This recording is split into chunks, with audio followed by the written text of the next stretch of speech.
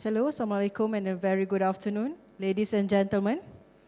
Before I start, can I ask a quick question? So what are the top 3 risks that we are going to face in the next 10 years? Can anyone just say out loud, one, just give me one risk. Sorry? I can't hear, maybe I think you're not eating a lot for the lunch, right? Sorry? Depreciation, yes, right? But actually, according to World Economic Forum, there are top 3.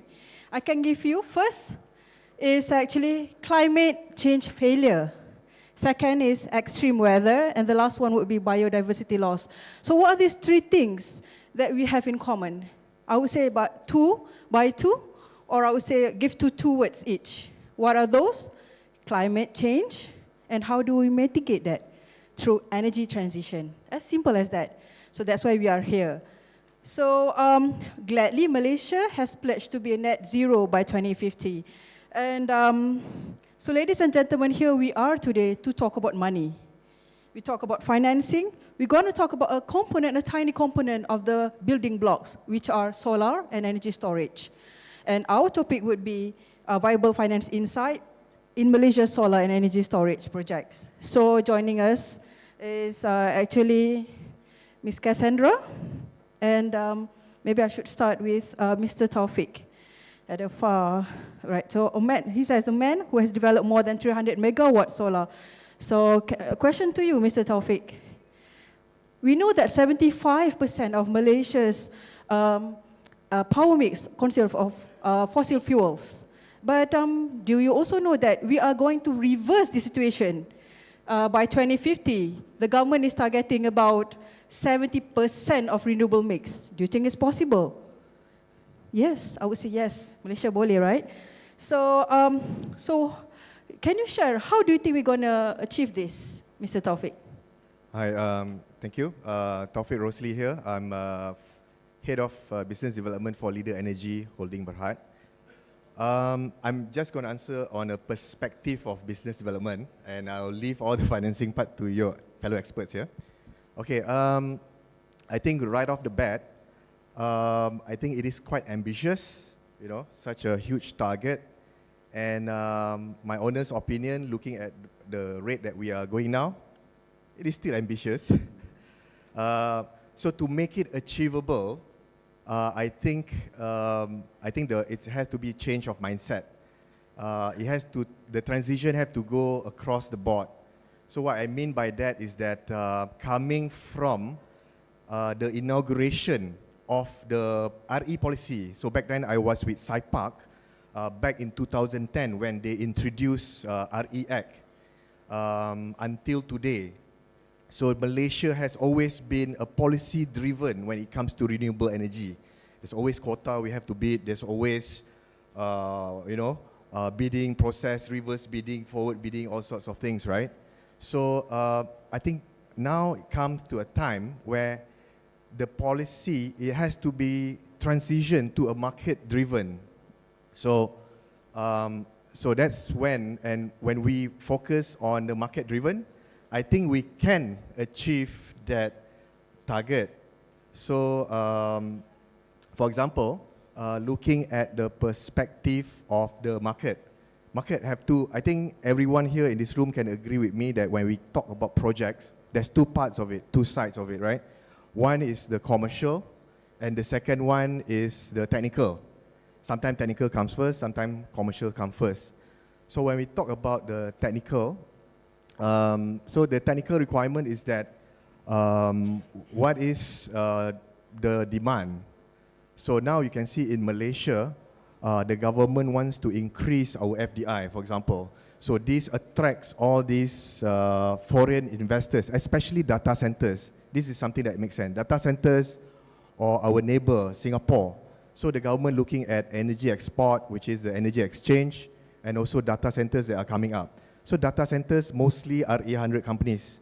So RE100 companies, they require renewable energy resource, right, from whatever renewable energy, and it has to be firm. So because of this firm, so this is the first part of the technical portion, which is, some people call it a capacity factor, some people call it load factor. So, sorry, you have to say? So continuing, very excited. So this is on the technical part. So that's when the capacity factor to achieve more than, for example, solar is only 15 or 16% capacity factor, translated to 4 hours. But data centers, they need at least more than 50, or they need 100, because RE100 company, they have a target of 100% RE by 2025, for example. So because of that, I think the government, the current government is quite progressive. So putting a higher target, bumping up the capacity from 31%, now we are looking at 40% by 2035. So I think that's quite a good push. And I think the commercial part can come in to evaluate on that. So I think the key part of this event today is the catalyst. The catalyst is the battery. So the battery is the one that can fill in the gaps to achieve that capacity factor. few more seconds. And when we talk about battery, I think many here agree that there are so many types of battery, and lithium or LFP battery has always been a head scratcher, especially our finance guy here, has been running numbers, the financial model. But today, we have, they call it a new age battery, like sodium sulfur. So sodium sulfur is a long duration battery, cheaper. So I think that will be also a catalyst for this. So I leave the remaining part of this discussion for the rest of the panelists to discuss. Thanks. Right, thank you. I love his point, actually. 3 points. First, battery as the catalyst, I agree.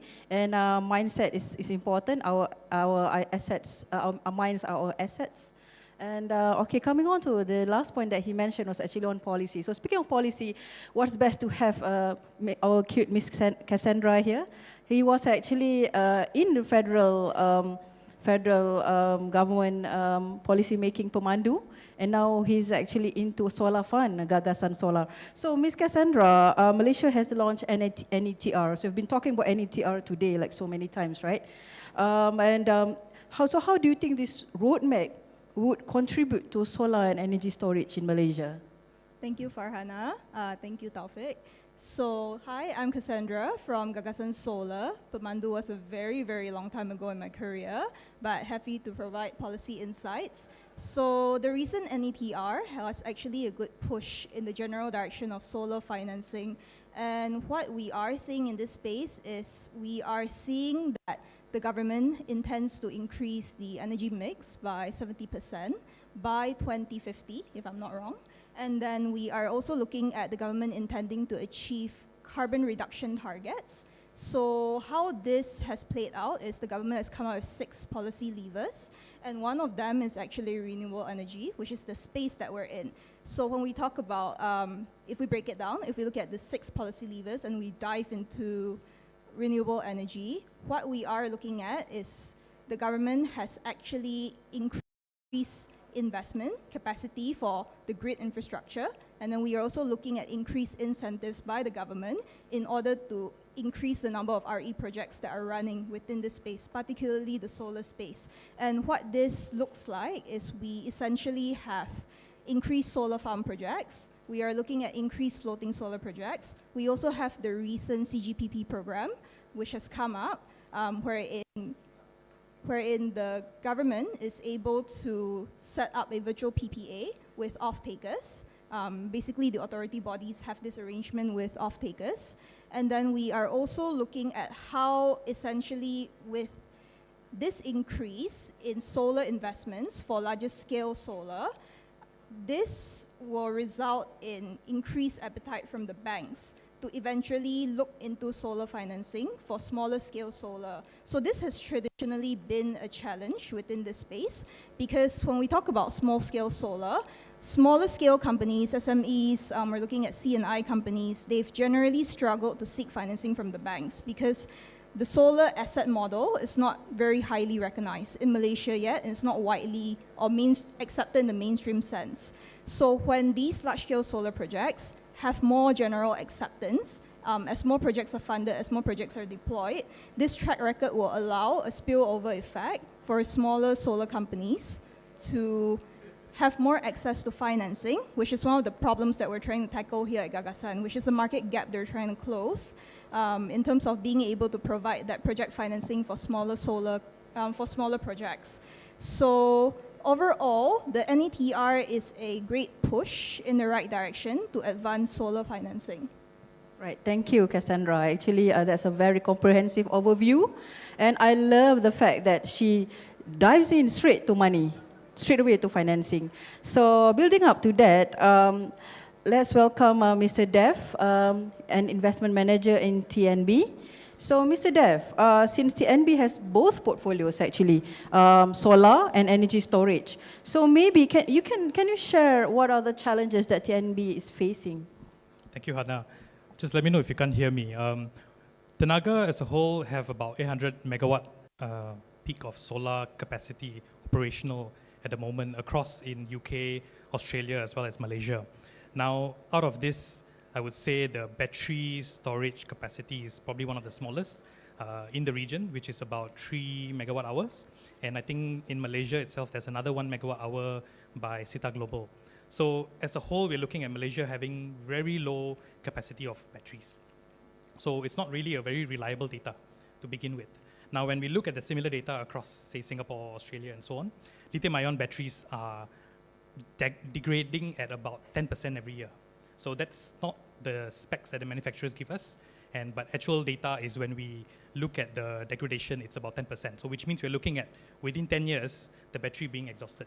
So when we look at the financing aspects of it, coming back to the topic, how does this make sense when we are trying to tie solar, which is expected to go about 20 years, and a battery, lithium-ion technology that is going just about 10 years? You know, there's a mismatch, and then the financiers itself they struggle to support the idea that we can give you a longer-term financing, and then this is on a larger scale. Of course, Cassandra has already mentioned the challenges in the smaller scale business. So on the larger scale itself, there's a mismatch. So they've given us a lot of restrictions in terms of DSCRs during the period of the battery and also without. So these are all general challenges that even large-scale solar companies face. And as a whole, I would say that lithium-ion is probably one of the weaker end of the battery storage. So we have to explore, as what Mr. Taufik also mentioned, we have to explore other forms of technology, including molten salt and other forms. So in battery storage itself, you would understand that there are 4 main areas. One being the mechanical side. This is hydro pumping. The second one is the chemical, which is where lithium-ion sits. There's also electrical ones, which is capacitors, and the last one being the thermal, which is where molten salts sit. So I guess the idea would be, in current state, we struggle to see a business case for lithium-ion. We struggle to see proper incentive to actually push, a strong push for lithium-ion itself to be coupled with solar, but we hope to see we hope to see better options when we go towards molten salts. Thank you, Dev. So talking about mismatch, actually, all the panelists are all well-dressed, and I think I'm the most mismatched here, right? And and then on that, speaking of challenge, right, on your point, I think let's welcome Mr. Hassan. He's a man of 30 years of experience, so I'm sure he has a lot of challenges. So maybe, Mr. Hassan, a question to you. Can you share with us about the financing landscape? How has it changed for the past 5 years, perhaps? Okay, thank you, Hannah. Bismillahirrahmanirrahim. Assalamualaikum and good afternoon. I'm Hassan from Viridis Capital. So what I'm going to share here is basically what works. We've tried so many in fundraising, so basically what works. We are lucky because the founders of the company, we are all above 55. So we have money sitting in the EPF and it's giving us 4 or 5%. So we run our numbers correctly, put solar on the roof, it should be able to give us 12, 13%. And secondly, when you present the numbers, and here's what normally do. You sell the solar energy at a rate and making comparison with TMB normal rate. I'll give you, for example, tariff B if you have a small CNI customer. The TMB tariff is 50.9 cents. Say you want to sell it at 35. But bear in mind, you are not comparing solar tariff with the electricity tariff. It should be with the electricity cost. Because there are two other costs when you do the numbers. One is KWTBB, one is the ICPT. When the government decided to increase from 3.7 to 21 cents, everybody in CI is scrambling, calling for, "Hey, when are you going to put the solar on my roof?" So when you put the numbers correctly, it gives a better viability on the projects. And when the project is very viable, I think the bank will come to you. Coming back to the basic questions, how is the landscape now from the people who held the money, the PE, the banks, even the public listed company? My experience is that whenever they hear that we get contracts or we sign an LOA from the CNI, they are coming to us. And the bank today, I think, equipped with the team, the technical team, to do all this technical verification and all that. So the process is going to be much faster. And even the public listed company who has nothing to do with this solar or green energy project, they may be in the agriculture, are interested to invest in solar project because of the long-term return. So that's my experience, and it's very important how you present. For example, predominantly, if you are putting a SARI agreement, the solar tariff, many people will put it on flat for next 20, 21 years. Veritas Capital never put it on a flat tariff, because I know for a fact in any country, cost of electricity is always going up. The electricity tariff has not been reviewed since 2014, but the electricity cost has increased in the form of these two elements, KWTBB and ICPT. Next year, we don't know. The government might put some other cost element there that is going to be charged to the end user. So if you do the comparison, take the liberalization process from other countries, and that's where you benchmark. So I think that's Yes. brief. That's quite a challenge, isn't it? That's quite a journey. And speaking of journey, our last man there actually has flown quite a while to be here with us today. So please join me to welcome Mr. Kiran, who wears multiple hats actually. He's a co-founder, he's a CIO, and he's also a managing partner. So a question to you, with the building blocks being laid upon by NETR, so what do you think will be the future for Malaysia, and what are the critical challenges or critical changes that Malaysian policymakers must make? Thanks, thanks, Anna. So what I'll start off with is what Hassan mentioned, right? And add to that, the one thing to stimulate the market is carbon, price on carbon. So right now, the tariffs doesn't have any indication of carbon, right? The moment we put a price on carbon, for example, Singapore, starting next year, 2024, will have $25 Singapore dollars per ton carbon tax. That will go to, I believe, $30 by 2030, and then it will go up to $80 by 2040. What that does is basically spurs that demand, what Hassan was just talking about. That will basically instigate people to start using RE, all right? So number one answer to your question would be price on carbon. Second one, going back to the NETR, the document is out there, phase one, phase two, what was basically done is out there.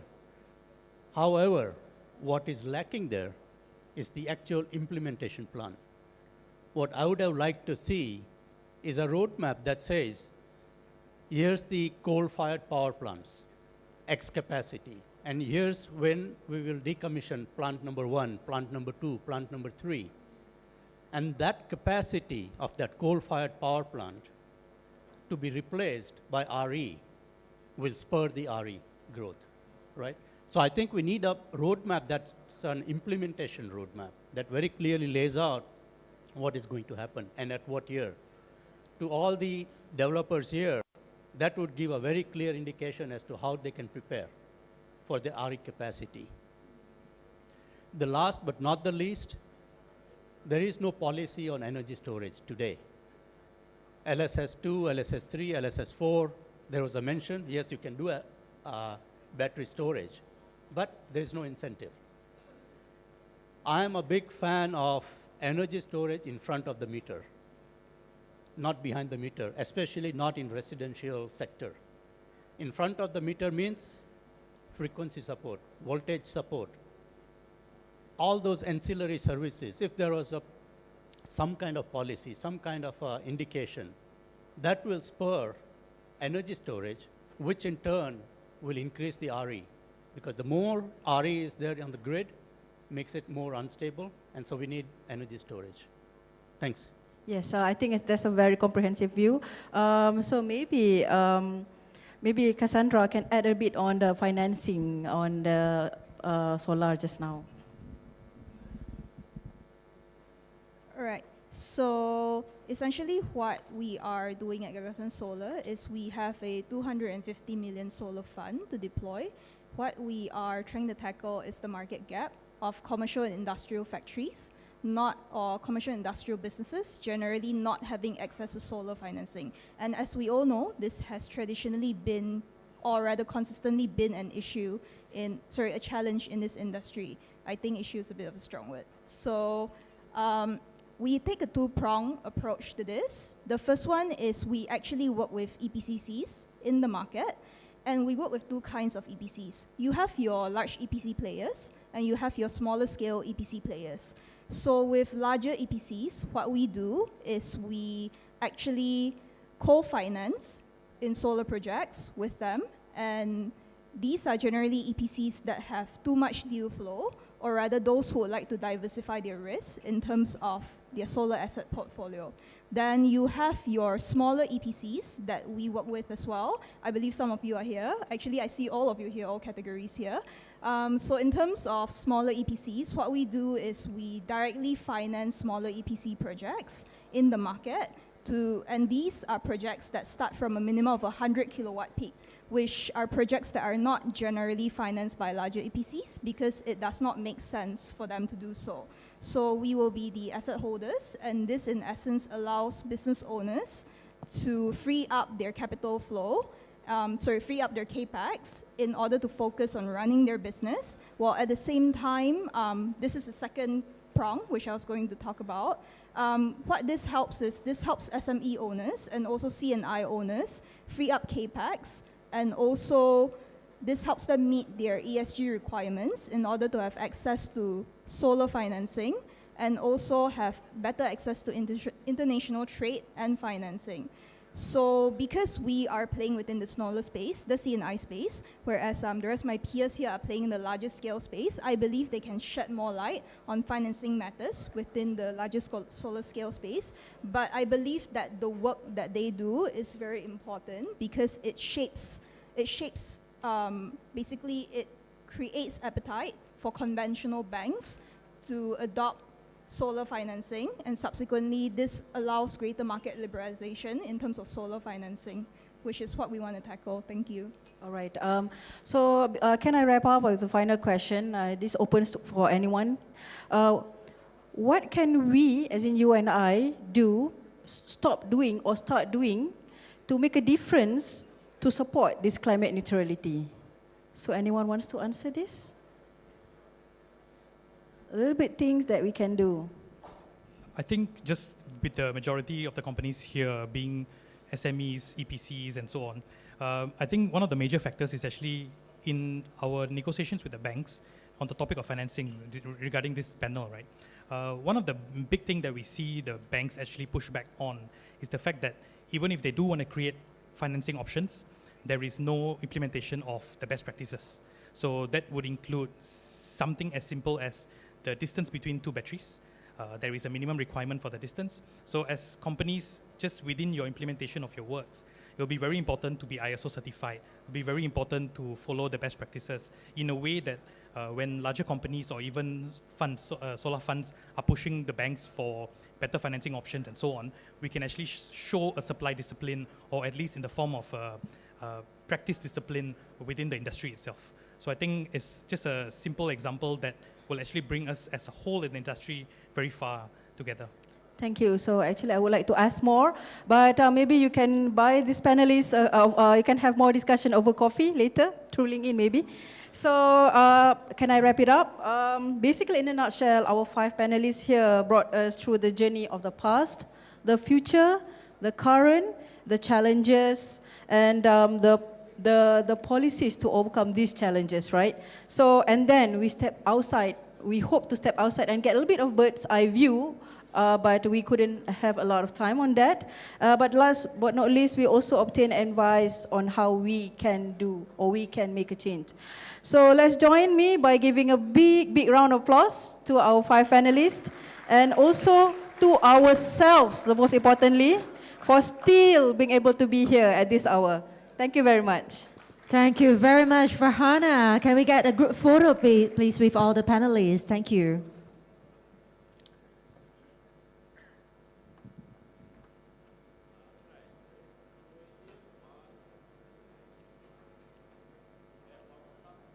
Ladies and gentlemen, we will not be taking a tea break because we're far behind, but anyway, the tea will always be readily available behind. You may bring over to your table for a quick break, all right? You can go to 3 minutes and come back to your seat, all right? We'll wrap this up really quickly.